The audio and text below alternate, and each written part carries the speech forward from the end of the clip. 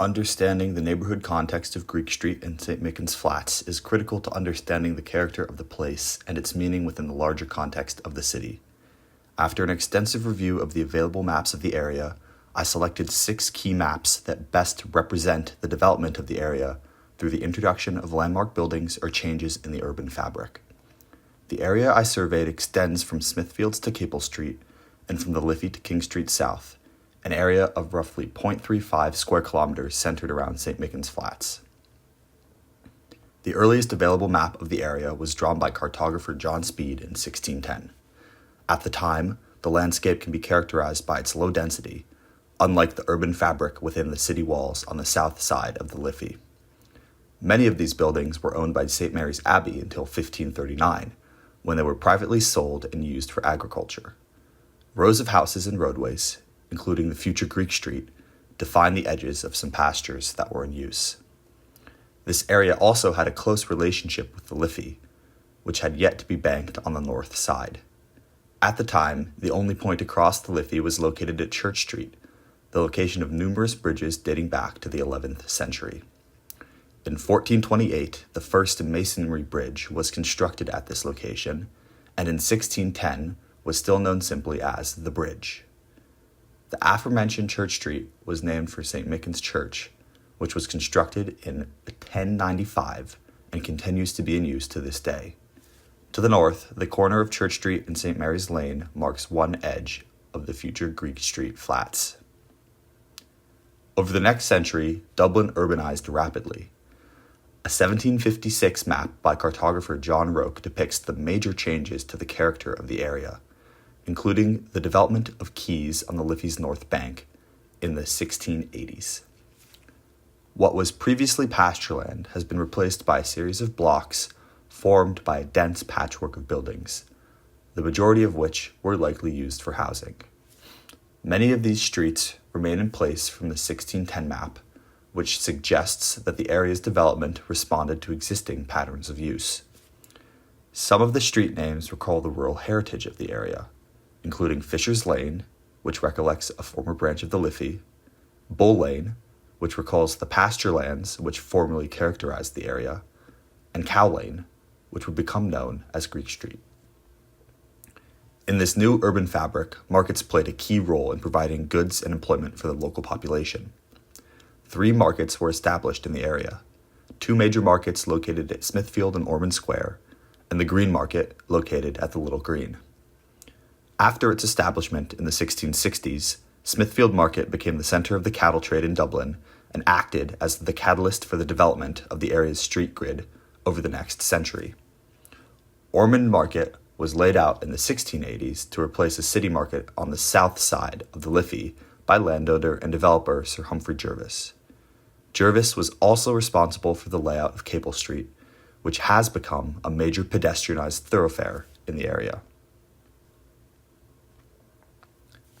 The late 18th century through the end of the 19th century saw the introduction of civic institutions to the area around Greek Street. 2 of these buildings, a public office and a prison, assert their presence in a 1780 map by the cartographers Poole and Cash. Located on the bank of the Liffey, a new building for the Public Records Office was under construction based on the designs of architect Thomas Cooley. Cooley was also responsible for the design of Newgate Prison, which further densified the area by replacing the open fairgrounds at the Little Green. These 2 buildings introduced new, large-scale civic architecture to North Dublin, creating a legacy that would continue to impact the character of the neighborhood through the 19th century. The first edition of the Dublin City Ordnance Map, surveyed in 1837 and published 6 years later, is largely a story of continuity from 1780. However, it depicts the expanded footprint of the now completed forecourts, a redesign of the Public Records Office by architect James Gandon. Though left unnamed, Ormond Market is in operation through the 19th century, and to the north, a small fruit market appears for the first time at Petticoat Lane. The 1897 Dublin City Ordnance Map depicts the continued expansion of the Four Courts complex, including a new building for the Court of Appeals and a new district court on the corner of Greek Street and Pill Lane. In order to facilitate this expansion, an existing row of buildings was demolished and Pill Lane was rerouted and widened. This appears to be the first instance of major urban redevelopment in the area, a result of the 1875 Artisans' Dwelling Act and an 1876 health report that marked the beginning of slum clearance projects in North Dublin that would continue into the 20th century. In addition to the development of the courts, the first of two block-sized fish and vegetable markets was completed in 1892. The new market space was a formal, urban-scale development complete with triumphant classicized entryways and luxurious sculptural brickwork details of fish, fruit, and vegetables. This elegant addition to the urban landscape would have struck a contrast to the slum dwellings that otherwise characterized the area. Similar to the new additions at the Four Courts, the fruit and vegetable market necessitated the clearance of 2 city blocks and the widening of St. Mary's Lane, following guidance from the 1876 report. Despite continued investment in civic institutions like the courts, the markets, and a new bridewell, much of the housing stock in the area around Greek Street remained in poor condition. Working-class residents lived in overcrowded, unsanitary, and unsafe slum dwellings with little access to fresh air or light. In 1913, the fatal collapse of 2 tenement dwellings at the nearby Church Street prompted a government inquiry into the condition of Dublin housing that was published in 1918 as the Cowan Report. The Housing Acts of 1931 and 1932 enabled the city to clear the slum areas identified in the report, making space for a series of social housing schemes designed by the first appointed housing architect, Herbert Sims. These schemes included the St. Michan's Flats and the nearby Chancery House. In addition to providing land for social housing, slum clearance created space for parks and green spaces that introduced light and air to the neighborhood, such as St. Michan's Park, Chancery Park, and Ormond Square. In the 1930s, there was a national crisis surrounding urban housing in Dublin City. The problem of slum overcrowding rooted in a critical housing shortage. The Housing Act of 1932 was directed specifically at alleviating this issue of slum clearance by pragmatically focusing on the inner city.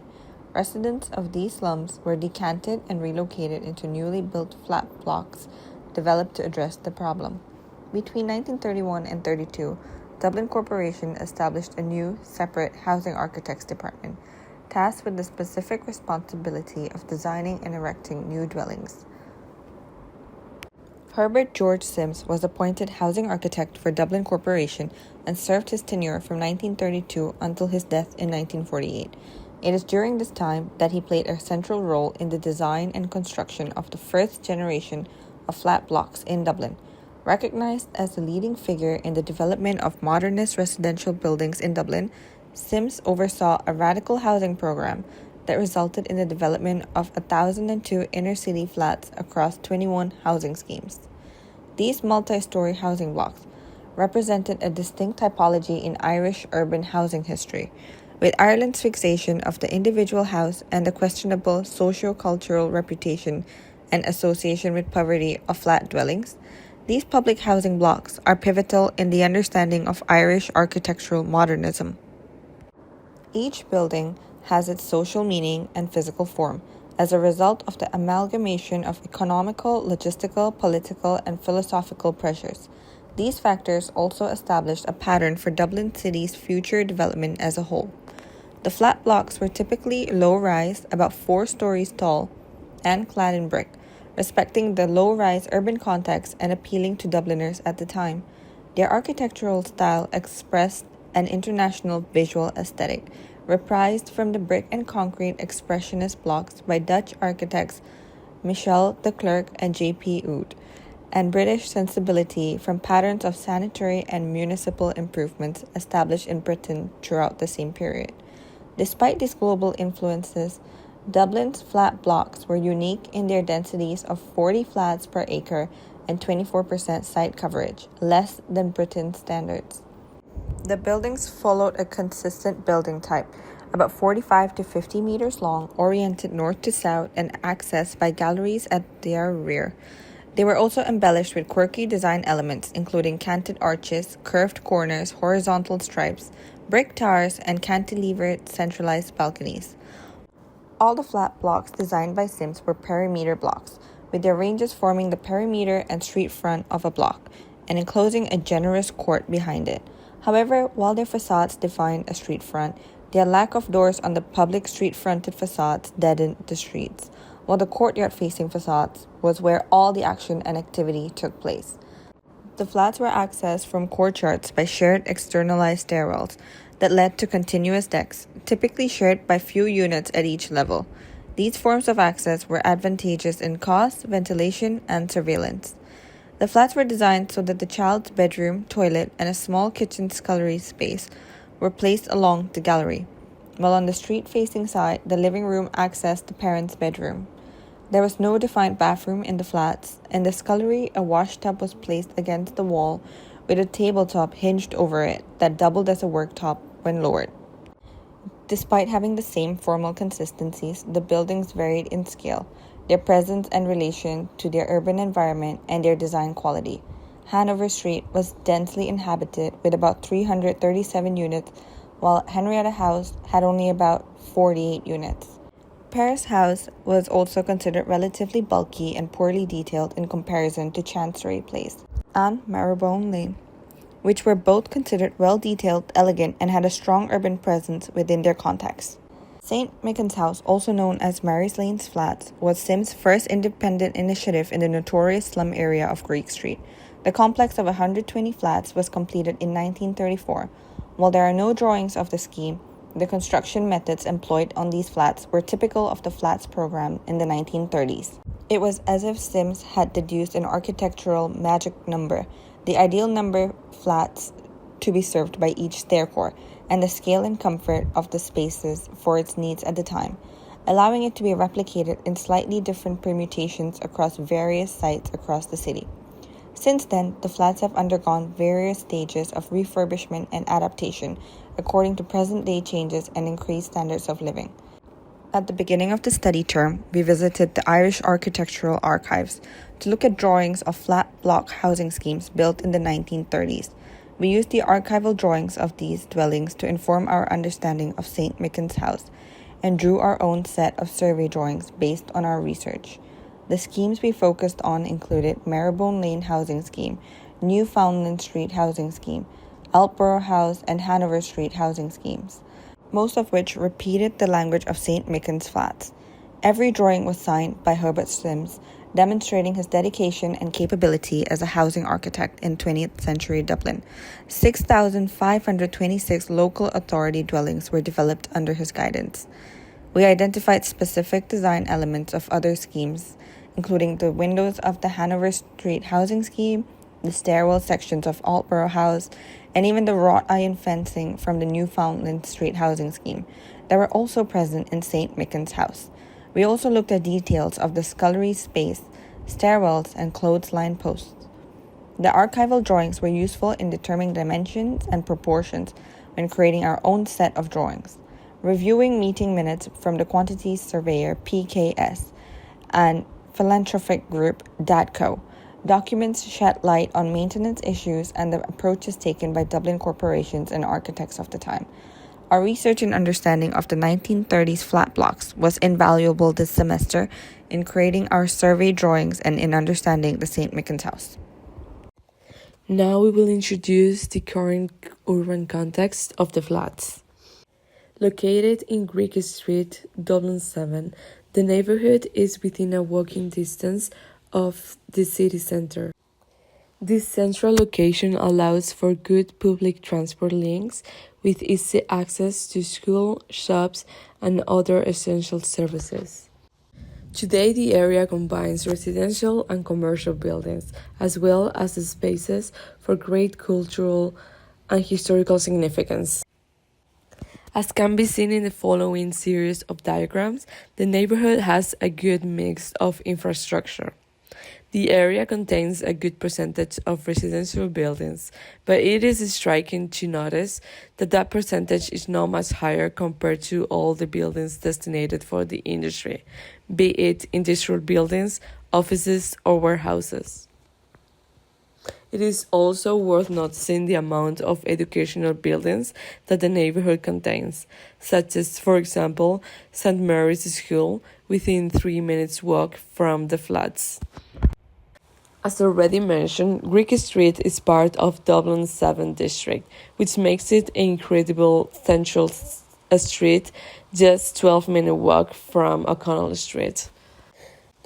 This location also provides easy access to a variety of public transport options, whether it be Lewis, one stop 3 minutes away from our flats, or different bus lines. This central location also allows to easy access to numerous spaces that contribute to the daily life of the residents of the area. Both recreational spaces such as pubs, restaurants, or cinemas, as well as commercial spaces such as supermarkets, shops, or pharmacies, all which are located within a walking distance. The great importance of the past in shaping the area can be seen today in the number of churches as well as museums and monuments found in the area. There are 12 churches in this area alone, a direct reflection of the strong Catholic influence on Dublin's history. Not only churches play an important role in shaping these areas, but also other historical landmarks, such as, for example, the Four Courts, which its historical importance reinforced the cultural identity of the area. Another example would be the Old Fruit Market, which has meant an important commercial center for the city. Finally, it's also important to mention Dublin's castle, which it has played an important historical and political role as center of power and urban anchor for Dublin. In our last diagram, we can appreciate the representation of all the green spaces in the area. Despite the efforts to improve public facilities, the lack of green spaces is evident. Around 70% of all these green spaces are private areas, with limited number of people having access to it. Although multi-use game area and small parks offer some relief, the area would definitely benefit from the integration of more green spaces, improving public space and social cohesion. It can be concluded that the area presents a mix of residential, commercial, and business character. But as the city grows, there is some problems between gentrification and social equity. Places like schools, park, and sports area help to reduce some of the downsides of these changes, but there are still some issues of how public spaces and services are served and used. The St. Mickens Flats, commonly referred to as the Greek Street Flats, are a 1930s era Dublin City Council housing scheme located in Dublin 7. The complex includes three large flat blocks, two situated west of Greek Street and one to the east, arranged around internal courtyard spaces. I will address the access and transport infrastructure surrounding and within the site, focusing on vehicular, public transport, cycling, and pedestrian access, as well as internal vertical circulation. The analysis is based on site observations, visual mapping, and supporting data sourced from Dublin transport planning documents and maps. Vehicular access. Access to the site by car is notably constrained due to the urban context and surrounding traffic system. The flats are bordered by Church Street to the west, Greek Street running through the centre, and lie just north of the River Liffey and the Dublin Quay.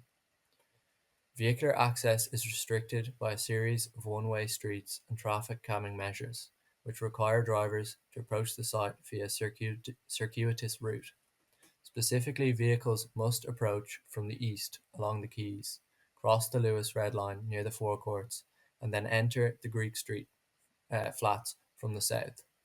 The complex features two internal courtyards used for car parking, one for each side of the flats.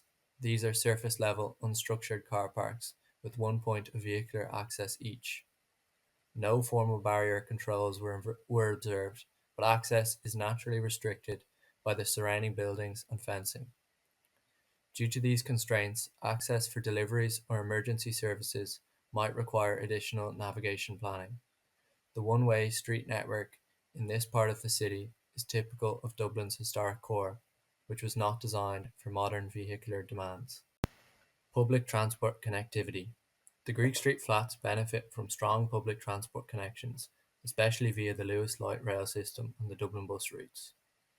The Lewis Red Line. Two stops, Forecourts and Smithfield, are within 5 to 7 minutes walking distance from the flats. This line offers high-frequency service between Saggart and Tala in the west and the Point in the east. The Forecourts stop provides immediate access to the legal district and Central Quays, while Smithfield connects to the vibrant cultural and market district. Dublin bus routes. Church Street and the adjacent quays are serviced by multiple Dublin bus lines, including the 37, 39, and 70 series routes. Bus stops along Church Street are within 2 to 3 minutes walk from the western entrance of the flats. These routes provide direct links to areas such as Blanchardstown, Ongar, and the city centre.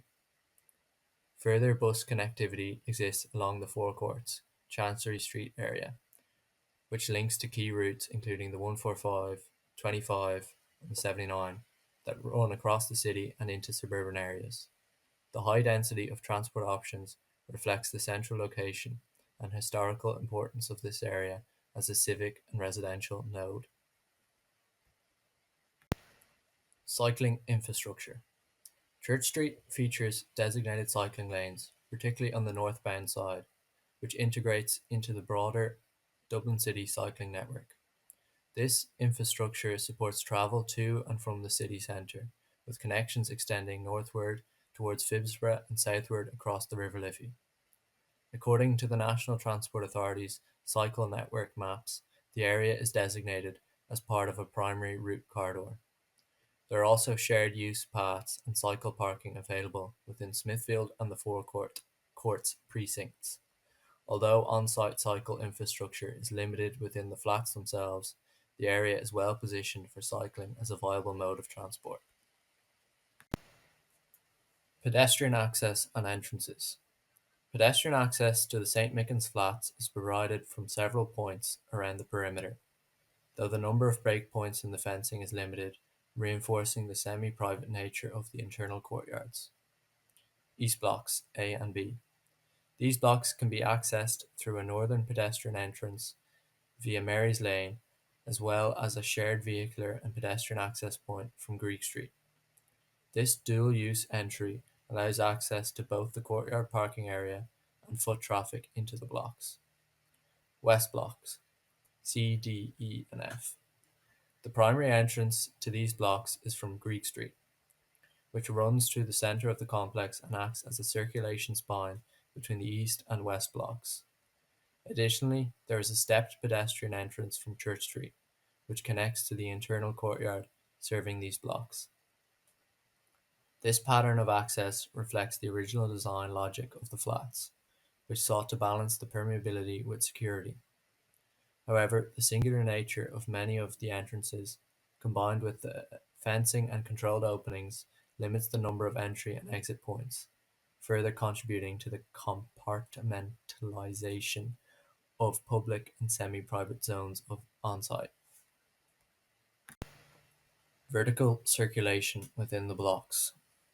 During multiple site visits, vertical circulation elements, specifically the stairwells and landings, were observed in detail. The stairwells are compact, walled on three sides, and accessed via external decks. Several indicators suggest poor maintenance and underinvestment. Worn steps, flaking paint, and makeshift barriers installed by residents to restrict access to upper floors. Residents noted that these areas often felt unsafe, with one describing the stairs as a place where people occasionally sleep or linger unnoticed. This concern is amplified by the enclosed, unsupervised design of these vertical access spaces. The sense of unease appears tied not only to spatial configuration but also to social dynamics, common in many older housing schemes where surveillance and public visibility are limited. In some blocks, residents have installed gates at the entry to landings, effectively privatizing what are meant to be shared circulation zones. This adaptation underscores how residents respond to perceived safety issues within semi-public areas of social housing. Sketches included in the presentation captured the general deterioration and structure of these stairs, as well as the visibility constraints caused by their positioning within recessed, shadowed zones of the building. The St Mickens flats are situated in a highly accessible part of Dublin city centre, supported by extensive public transport, cycling infrastructure, and pedestrian pathways. However, vehicular access is notably constrained due to historical street layouts and one-way systems. Within the complex, access is mediated by a combination of formal barriers, single-point entry systems, and vertical circulation cores that exhibit signs of decline. While the external transport connections to and from the flats are strong and varied, internal access conditions, particularly vertical movement and the condition of common areas, reflect wider issues around the maintenance and adaptation of historic social housing in Ireland. These factors are crucial for understanding the lived experience of residents and how the site fits within the broader fabric of Dublin's environment.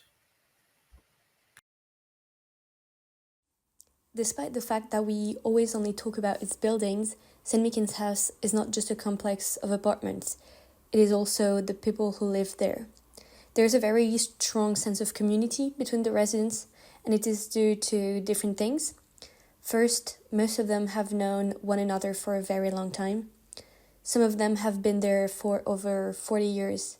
Others were born and grew up in the Greek Street flats. Lots of kids who were born there grew up and then took over empty apartments.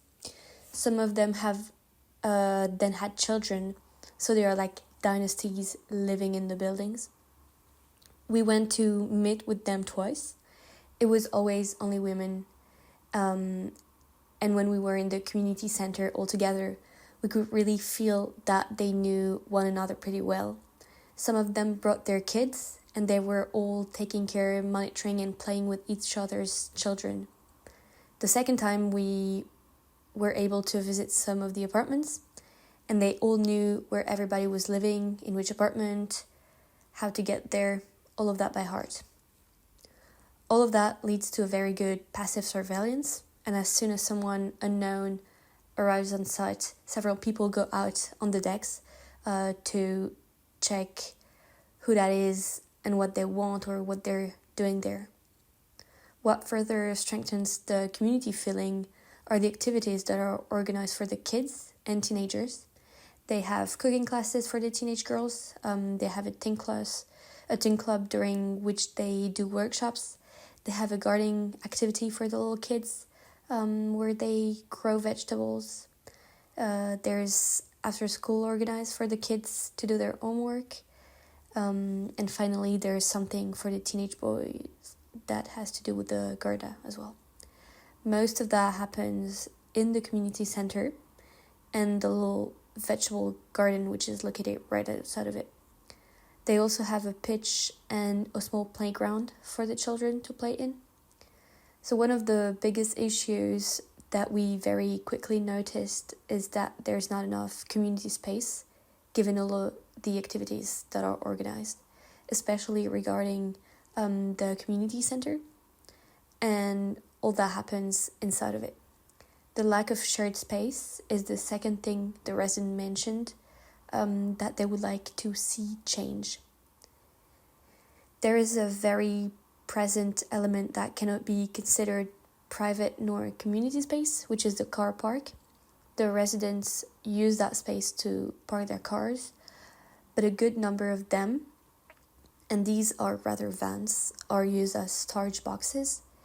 Their tires are flat, there's moss growing on them, and there are all kinds of things that we can see from the windows that are just stored inside. In the courtyard, there are also plenty of things and objects that the residents have left or set up over time, which demonstrate a real appropriation of the place. There are bikes and shopping carts attached to the fences, kids' bike, scooters and toys left against the walls, strollers left down the stairs, swings hanging off the goal structure on the pitch. There are washing machines and drying machines on the decks. A lot of stuff that says two things. First, the residents really made that place theirs. And second, the apartments are too small to contain all of their belongings. The Greek Street flats occupy an area of Dublin's north inner city that is intrinsically connected with market life and trade. Market culture once provided the people of this area with employment, education, and added intangible benefits through its general vibrancy. The value of these institutions transcended their architectural merit, serving as a datum for everyday social convergence, which brought immense and incalculable benefit to the area and the community, providing a rich sense of place. In recent years, due to the closure/destruction of the markets and a general disregard for the safeguarding of this cultural and societal cornerstone, the flats and the local community have begun to dissociate, leading to a lack of pride and ownership. The existence of market culture, the landing of fish, and tradition of street trading within this area of Dublin long predates the establishment of the Greek Street flats or the market buildings. Maps as far back as 1756 refer to the streets around the flats as Fisher's Lane and Bull Lane, indicating a rich culture of trade and employment. Before then, medieval ordinances stated that the landing and evisceration of fish would only have been permitted on the north side of the city. The tradition of gutting fish and profession of street trade is well rooted in this area.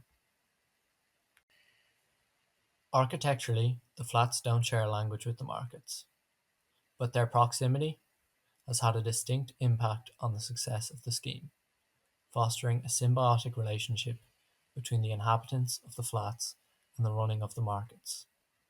The Eastern Bloc had strong ties to the fish market. The back wall of the market formed the boundary of the courtyard, and the walkways and entrances to the flats overlooked it. When the fish market was destroyed and the fruit and vegetable market closed in 2016, a vital anchor for these communities was removed.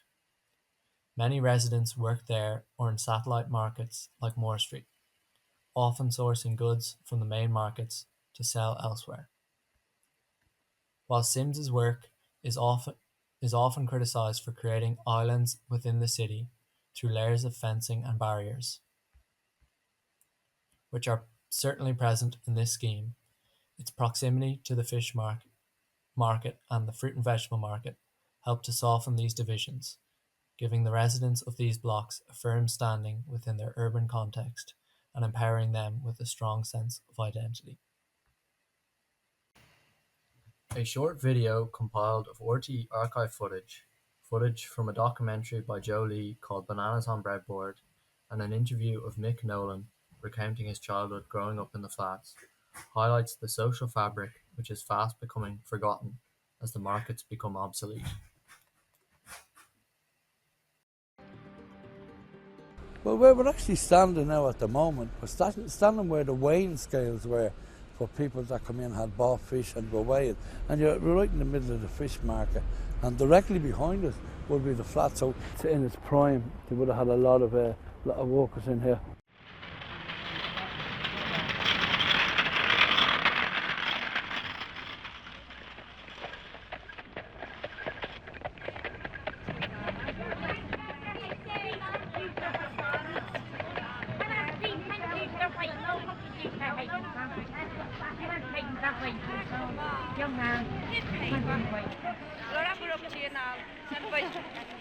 what you call it, Pony Express. The story of why this market was located here goes back to the early life of the city, as it developed along both sides of the River Liffey.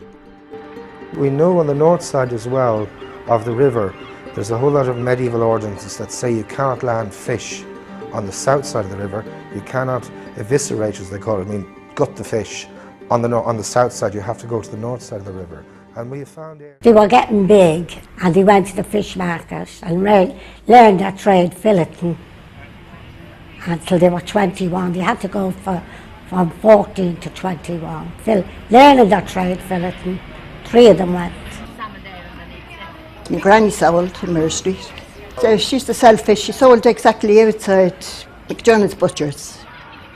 There could have been 100 traders that time. But they sold out of boxes, they hadn't got stalls. They sold out of the fish boxes. They used to go to the fish market, bring up the fish, and they sold straight out of the fish boxes what they bought the fish in from the market.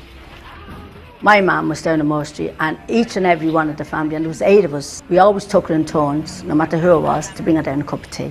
Sometimes if I went down to my mum, wouldn't make on, we'd go around and have that dinner, and I'd stand at the standing. Now my mum would say to me, Mark, will you wait there for about 5 minutes, 10 minutes?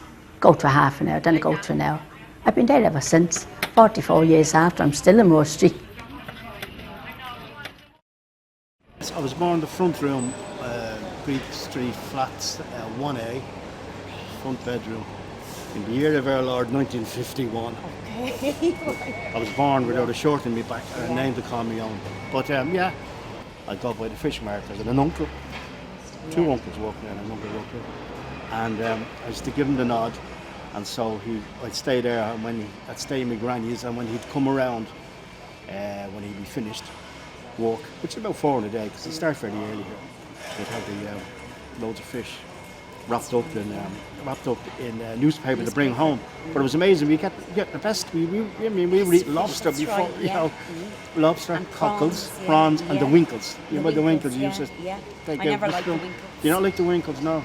I've gone off shellfish, but we I remember eating lobster. I remember there was one time I was playing football with some of the locals and my cousins, using the clothesline posts for goal posts. Yeah. And I kicked the ball and I went up onto the roof of the fish market. Okay, because in the old Dublin ways, if you canted the ball, that means if you kicked it somewhere else, you had to climb up and you had to shimmy up this drain pipe, which is in the corner. I was just looking, I was around there, it's gone now.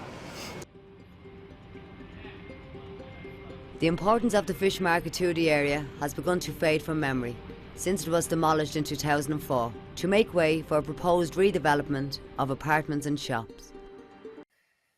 The current trend in this area leans towards the development of high-rise structures, predominantly for temporary accommodations, such as student living spaces and hotels. Land is being sold, and there appears to be a lack of action concerning the dormant fruit and vegetable market. All things which indicate an attitude of neglect towards this community. No efforts have been made to preserve the character of the space. As the new generation of residents in the Greek Street flats grow up without the presence of the markets, it is doubtful that the repair of this social fabric can be achieved without serious and thoughtful urban interventions. Demographics. From researching the local area, we began to learn about the first residents of St. Mickens House. We learned that many of them worked in the nearby fruit and vegetable market and the adjacent fish market, while others were street vendors in the city centre, mainly Henry Street. To understand the people living here today, we had to speak to the residents face to face. On our first site visit, the 2 women, Joanne and Lisa, leaders of the Residents Association, spoke about a survey they had conducted in 2023 to get a better sense of who lives in the flats and how they feel in their homes, neighbourhood and their relationship with the Dublin City Council. Their plan was to submit this information to the DCC in hopes that they would consider repairing or maintaining the flats in a better manner. Due to their busy timetables in working with the community, this information has sat in a plastic bag for 2 years untouched. I took it upon myself to collect the data from the 25 return surveys and made a series of graphs for the women to better understand the results and to also provide us with an insight into the demographics of the flats. In the next slide, from looking at figure 3, we can see that there are a lot of different generations living here, mainly Irish. The residents had also told us that intergenerational living is common here. People tend to be born into the flats and grow up and end up living here for their lives, sometimes with their grandparents, parents and children.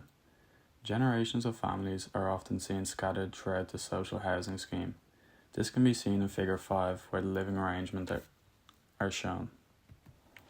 As previously mentioned, the residents tend to live here their whole lives.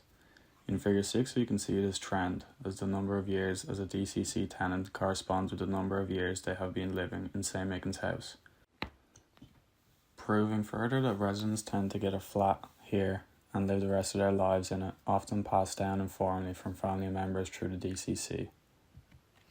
The survey then questions residents' satisfaction of their flats, their community and their neighbourhood. To my surprise, the majority are happy with their community, showing strong communal pride and togetherness, while they are less happy about their flats and complex, as seen in figure 9.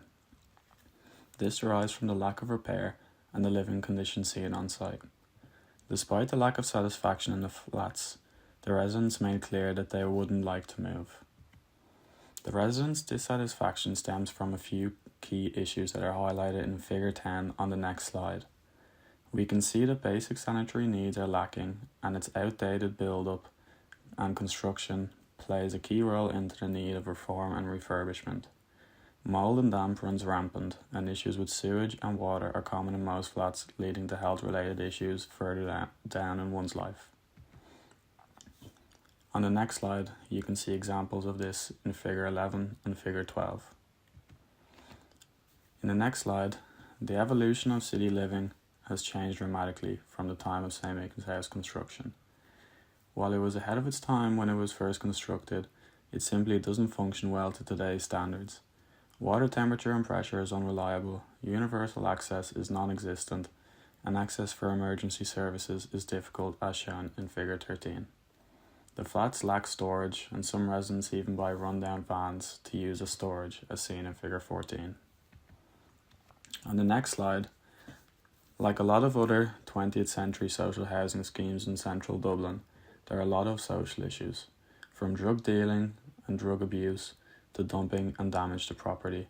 St. Mickens House faces a lot of these problems, as seen above in figure 15. Dumping is the most common of those and relates back to the lack of storage seen in figure 13 previously. It's important to note that these issues tend to occur frequently due to lack of surveillance from the authorities. During the day, the occasional Garda cycles through, but this tends to change when it gets dark, as the flats become a place that doesn't feel very welcoming to outsiders. Despite the frequent occurrence of social issues, residents seem to feel safe living here. On the next slide, in figure 17, you can see an almost even split in the feeling of safety. This seems to relate back to their tight community bond that has been knitted through generations of living together and knowing one another. From speaking with the residents, it was clear that there was a negative relationship with the DCC, or a lack of a relationship at all.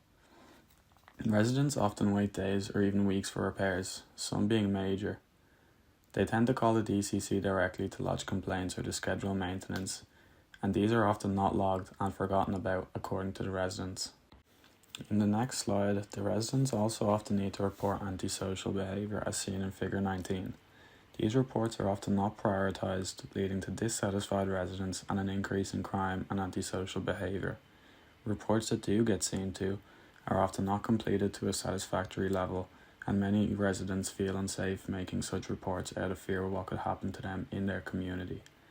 This comes as a result of the lack of action the DCC takes in such. Hi, I am taking a look from more of a DCC perspective on things.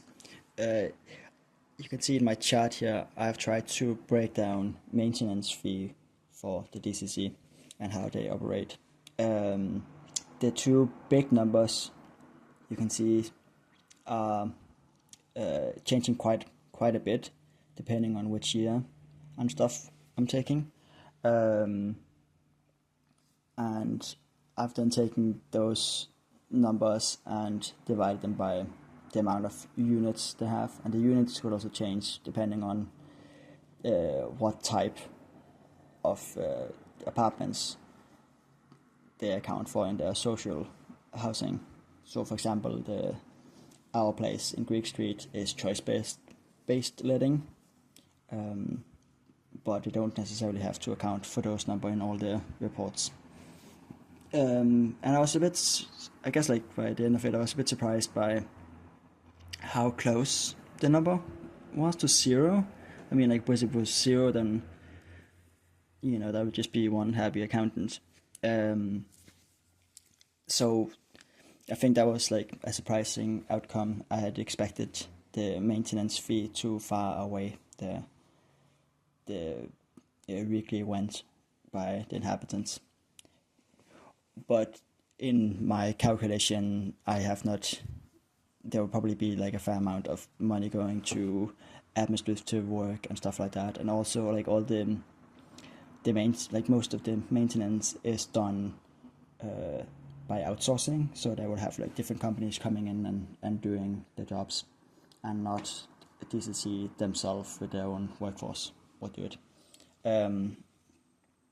And here you can see the pictures of some of the work that's done, where like how they approach the work, and now it could change a lot from, you can see like a picture of a hole in the wall, which they have like filled in a bit and painted over and called it a day.